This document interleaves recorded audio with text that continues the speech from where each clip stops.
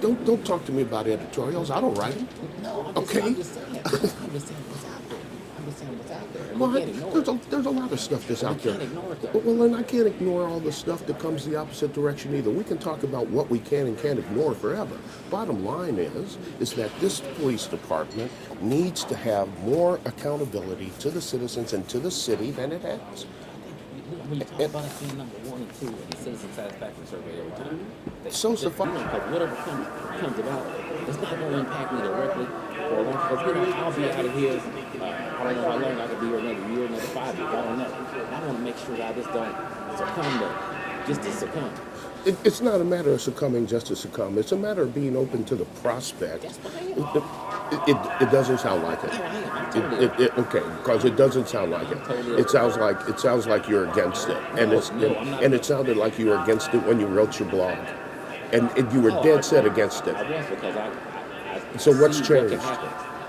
I'm a little more open. I was open then, but I felt like, It didn't sound like it. It sounded like you were dead set against it. Being the leader of an organization, I'm just one voice, being the leader of an organization. When I had people come to me and say, what do you think about this?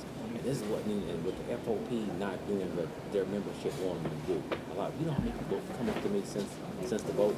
The commission, Which vote? On the commission. Okay. The commission vote. So many people saying, well, just thank you for saying something. And FOP don't represent us. And how do we remove our leaders from that thing? I mean, I have to be neutral. So you need to talk to them. I can't discuss anything about your business with them.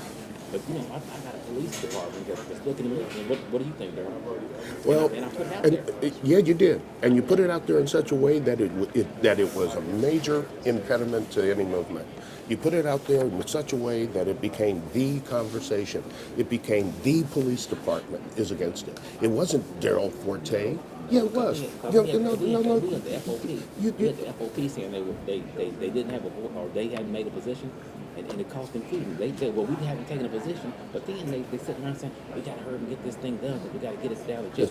The same situation that you described going the opposite way occurred when you put your blog out. It became the police department.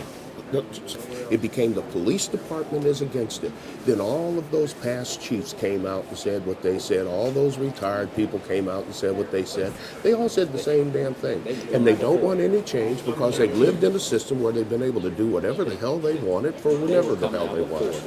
So many people call me the former board members, former chiefs, saying, hey, we need to have a meeting, have the regular meeting that we normally have with the former board members so we can galvanize and we can have this thing done in the beginning versus waiting till a vote and we have to come out after that. And I said, nope, I'm not going to convene a meeting for us to come and figure out how you all going to get together and how we're going to go against something. So that's why I felt compelled. Let me just say what I need to say.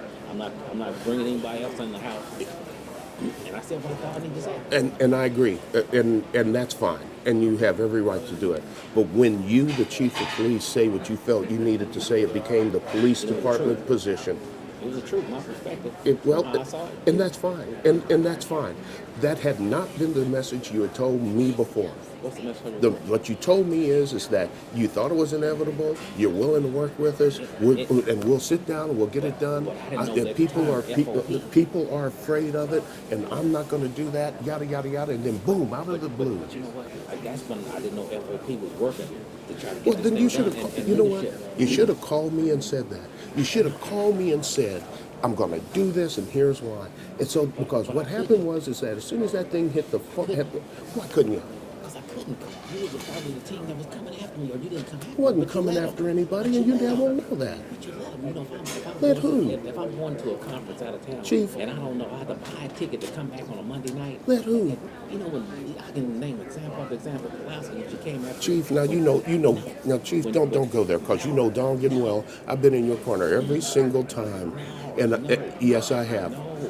Yes, I have. Talked to me after she screamed at me yeah, I talked to you because I was trying to make sure. We talked to you because we were trying to make sure that we quieted it down. There are going to be some changes. You need to get along with people. Walking on these mad at you now. Watson's mad at you now. And frankly, Chief, Chief, it had nothing to do with me. Okay. I was saying, all right. I was saying, this is wrong. You can't move officers out of the area.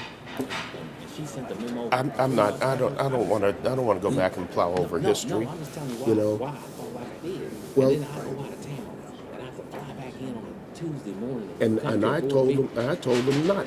As a matter of fact, I told you not to do it. No, No, you said, well. No, I didn't say well nothing. I said it's a stupid idea. You shouldn't come back. Yes, I did, Chief. Yes, I did. But you said she told you.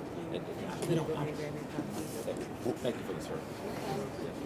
Now, Chief, I said you shouldn't come back. It was a stupid thing to do. It was a waste of money, and it was an absolutely ignorant thing to do. $600 because I didn't know. Because I'm still thinking I had arrangements to go to the airport that night. I talked to you. I talked to the person. I said, well, she wants to talk to McEnroe. He said, well, you want you to come. I mean, I'm thinking, so I had to buy a ticket. I had to tell people in class to leave Monday night, come back. And we had to talk with the y'all saying, there gotta be some changes. There's gonna be some changes. You don't get it. Well, You don't get it. then we'll disagree because I said very distinctly it was a stupid thing to do, and you shouldn't come back, and you shouldn't spend the money.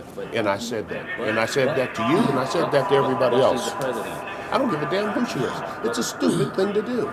But still, when the president's telling me to come back, Then that was your choice. Don't tell me I didn't stand up for you. No, don't tell me I didn't stand up for you, because that's totally wrong. somebody scream at me, and then the two black males on the board call me in and say, I gotta change. You know what, Chief? What you missed is you weren't there for the other side of the conversation. But you assumed that what we did was somehow aimed at you. What we were doing was trying to make sure that we had a board and a police chief that could get along under the circumstances, because she had her thing too. What you didn't see was her running out of the room